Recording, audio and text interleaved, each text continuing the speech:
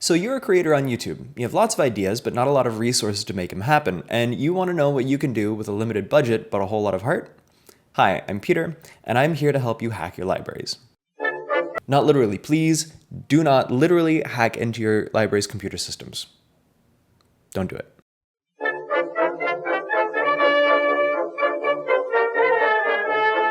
Ask people what they think about when they think of libraries nowadays, and they'll probably say books, of course. But you might also hear about shushing, overdue fines, and other less than glamorous stereotypes. A little harsh, but between how libraries are portrayed in the media and the occasional bad experience, it's no wonder. That said, today's libraries smash these stereotypes. They provide access to advanced technology, research materials, classes, spaces to work, and so much more, and almost all of it is free. Now, you may not know where to start, and that's okay. That's why I'm here, to give you the inside scoop on getting the most from your libraries. Together, you and your library are going to make powerful content, bring it to new audiences, and help make the world a better place. Right? Yeah, sure, why not? You bet. Of course! Right! Yeah! Right, yeah. Thanks. Now, it's important to note that there are a bunch of different kinds of libraries out there, but today we're mostly talking about public and academic libraries. Public libraries primarily serve their communities. Take New York Public Library, for example, which serves New York City and provides community-oriented services and collections. Meanwhile, academic libraries mainly serve universities, but their surrounding communities may also have access. A university may have several libraries on their campus that provide research-oriented services, and usually each library is dedicated to a specific field like art or medicine.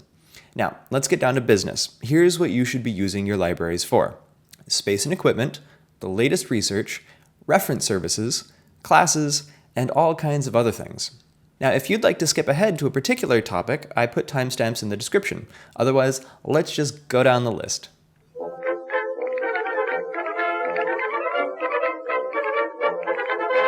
Okay, so you need a place to get together with your team, somewhere private to shoot or just a change of scenery. So go to a library.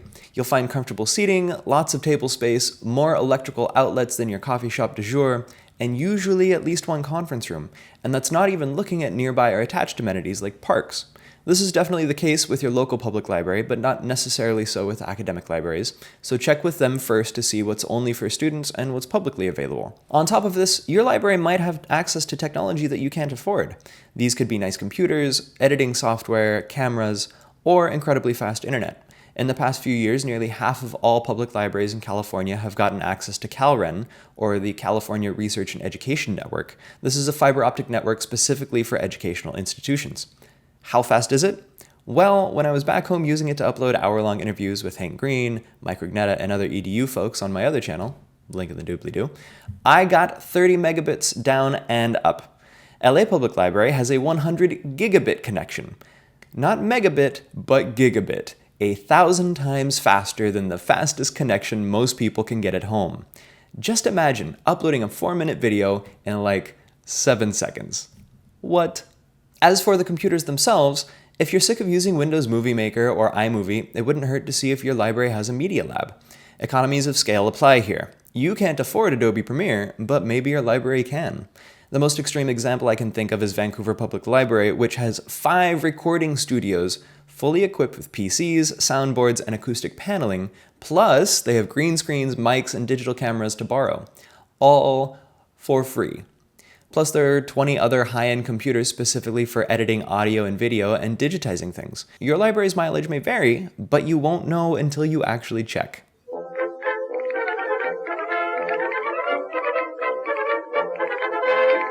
As a creator on YouTube, you want to stay informed about your field. To do this, you'll want access to the latest information and not just the sensationalized and grossly oversimplified X, Y, and Z cause cancer headlines.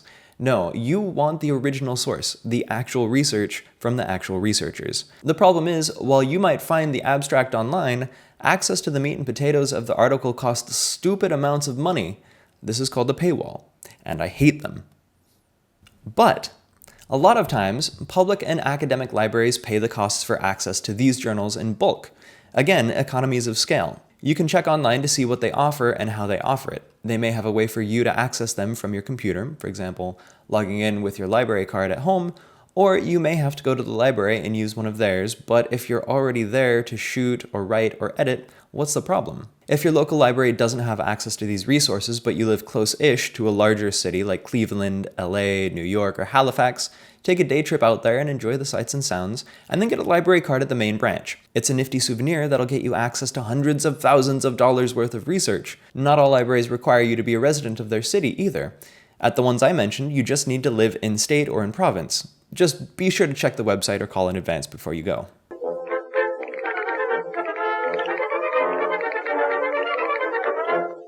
Neil Gaiman said it best. Google can bring you back 100,000 answers. A librarian can bring you back the right one. Librarianship's roots are in cataloging, organizing, and making available information of all sorts. The entire profession exists to help you find the information you need, make sure it's accurate, and help you ask the right question in the first place. The reference services that librarians provide are a staple of any library, but in my humble opinion, this really shines at academic libraries for a really cool reason. Academic libraries are often subject libraries.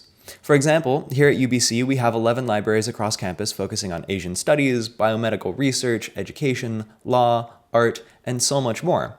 These libraries are staffed by librarians who specialize in that field, and they can get you things that you won't find on Google. Chew on this. So last June, I did some research for Jessica over at How to ADHD, and I asked my university's public health librarian for help.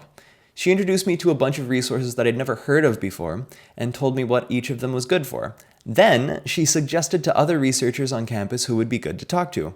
She even recommended podcasts talking about exactly what I needed. I was blown away, not in the least, because she did all of this from memory.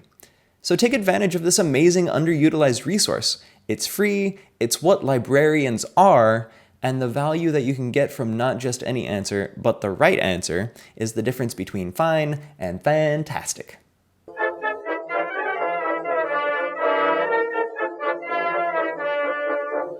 Okay, so supposing your library does have computers that have Premiere or Photoshop or a 3D printer or particle accelerator all at your disposal. That's pretty cool, right?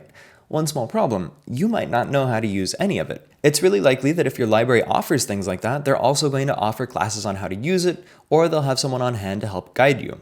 You can certainly jump onto YouTube and find tutorials, of course, but if you want instruction in person, it's available. And some libraries also offer access to lynda.com too. And that's not all. At public libraries, classes on how to write resumes, find jobs, and interview well are all part of the core programming. If you want to trade your 2 part-time jobs for one that'll pay better and give you more free time to focus on your channel, plus, I don't know, health benefits, this is a good place to start. And again, it's free. But let's say that your library doesn't offer classes on what you want. What do? 2 things. First, let the library know that you want there to be classes.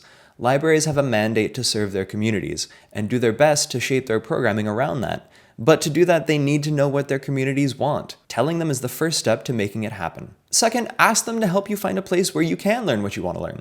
They might not have a class, but they may know who does and would be happy to help you find them. You just gotta ask.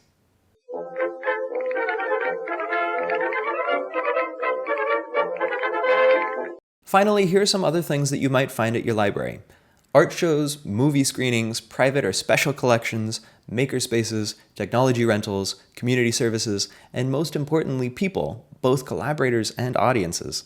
I'll make another video about all of those in depth at some point, but right now I just want to pique your interest. Now, my final pro tip for you is this. Explore your library. Come in on different days of the week, different times of the day. See what it has to offer. Walk up and down the shelves, go into the abandoned corners and hallways, and just take a few minutes to look at the corkboards and really try to take in all of what it has to offer you. Sure, it's a place for books, but it isn't just a place for books. There are labs, makerspaces, music rooms, quiet corners, amphitheaters, and more. Your library is a place to go to learn and do and feel a sense of wonder, so go check it out.